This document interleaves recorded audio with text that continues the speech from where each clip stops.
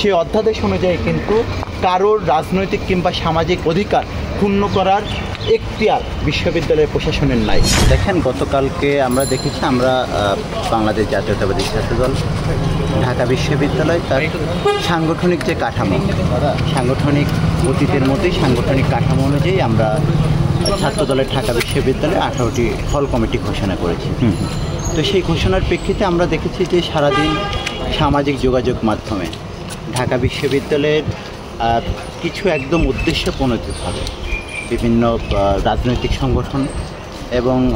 সেই সংগঠনের নেতা এবং কর্মীরা বিভিন্নভাবে ঢাকা বিশ্ববিদ্যালয়ের শিক্ষার্থীদেরকে উস্কিয়ে দেওয়ার চেষ্টা করেছে যে ফল রাজনীতির মাধ্যমে নতুন করে গেস্ট রুম, গণরুম, নিপীড়নমূলক রাজনীতি ব্যবস্থা ঢাকা বিশ্ববিদ্যালয়ে চালু হওয়ার তার আশঙ্কা করেছে। এবং তারা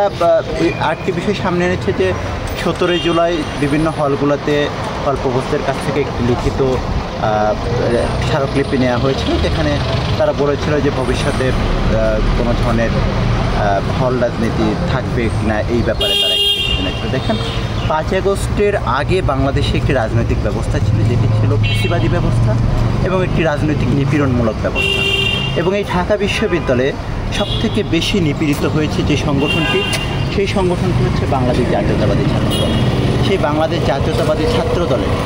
নেতাকর্মীরাই কিন্তু এই গেস্ট রুমে, গণরুমে সবথেকে নিপীড়নের শিকার হয়ে তাদের যে রাজনৈতিক এবং সাংবিধানিক অধিকার, সেই অধিকার থেকে বঞ্চিত হয়েছে এবং বিভিন্নভাবে ঢাকা বিশ্ববিদ্যালয়ে তাদের শিক্ষা কার্যক্রম বাধাগ্রস্ত হয়েছে।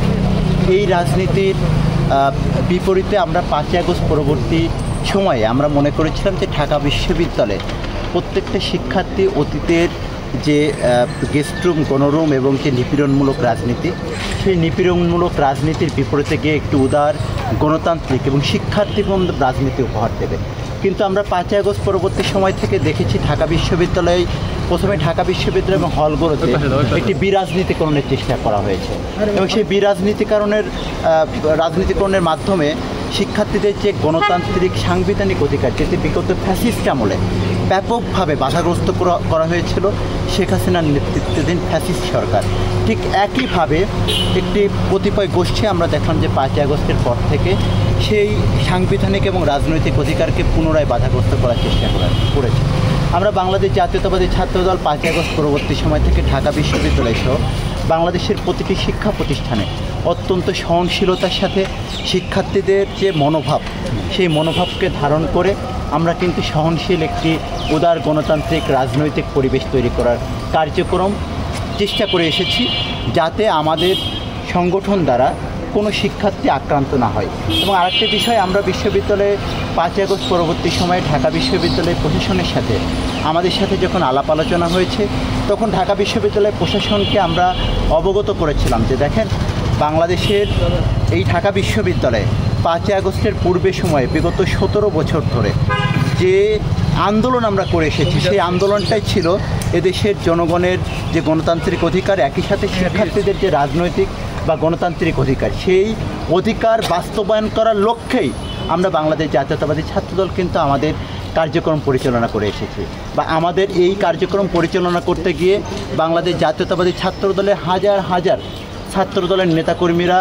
শহীদ হয়েছেন, গুম হয়েছেন, পঙ্গুত্ব বরণ করেছেন এবং সর্বশেষ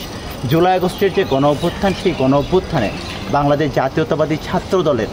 প্রায় 1.5 শতাধিক নেতাকর্মী কিন্তু শহীদ হয়েছে। আমরা বলেছি যে দেখেন, আমাদের শত শত নেতাকর্মীদের রক্তের উপর মারিয়ে যে গণতান্ত্রিক অধিকারের যে পরিবেশ তৈরি হয়েছে, সেই গণতান্ত্রিক অধিকার আমরা কোনোভাবেই যাতে ভুলণ্ঠিত না হয় সেই লক্ষ্যে কিন্তু আমরা কাজ করব। এবং আমরা বলেছি যে আমরা যে বিষয়গুলো নিয়ে অতীতে আন্দোলন সংগ্রাম করেছি, যে অভিজ্ঞতা আমরা অর্জন করেছি, সেটি কিন্তু পুনরায় আমাদের মাধ্যমে ফিরে আসার ন্যূনতম কোনো সম্ভাবনা নেই। এবং আমরা তাদেরকে আশ্বস্ত করেছিলাম যে প্রশাসন হলগুলোকে নিয়ন্ত্রণ করবে এবং হল প্রশাসন হলের শিক্ষার্থীদের সিট বন্টন থেকে শুরু করে সার্বিক বিষয়ে তারা কিন্তু দায়িত্ব গ্রহণ করবে। কিন্তু সেখানে কোনো রাজনৈতিক সংগঠনের কোনো প্রভাব বিস্তারের কোনো সুযোগ থাকবে না। আমরা কিন্তু তাদেরকে এবং আশ্বস্ত করেছি এবং সেটি বাস্তবায়নের লক্ষ্যে বাংলাদেশ জাতীয়তাবাদী ছাত্রদলের প্রত্যেকটি নেতাকর্মীকে নির্দেশনা প্রদান করা হয়েছে এবং সেই নির্দেশনা মোতাবেক বাংলাদেশ জাতীয়তাবাদী ছাত্রদলের হল পর্যায়ের সকল নেতৃবৃন্দ তাদের কার্যক্রম পরিচালনা করে এসেছে। এবং আমরা দেখেছি যে সেই কার্যক্রম পরিচালনা করতে গিয়ে আজ পর্যন্ত ঢাকা বিশ্ববিদ্যালয়ে এমন একটি ঘটনা ঘটেনি যেটি নিয়ে কেউ বাংলাদেশ জাতীয়তাবাদী ছাত্রদলকে প্রশ্নবিদ্ধ করতে পারবে। এখন এই যে বাংলাদেশ জাতীয়তাবাদী ছাত্রদলের যে ইতিবাচক রাজনীতি, শিক্ষার্থীদের মনোভাবকে ধারণ করে যে রাজনীতি, এবং দিনে দিনে তারা যে শিক্ষার্থীদের মধ্যে এই 5 আগস্টের পরবর্তী সময় থেকে আমরা আরেকটি বিষয় লক্ষ্য করেছি, ছাত্রদলকে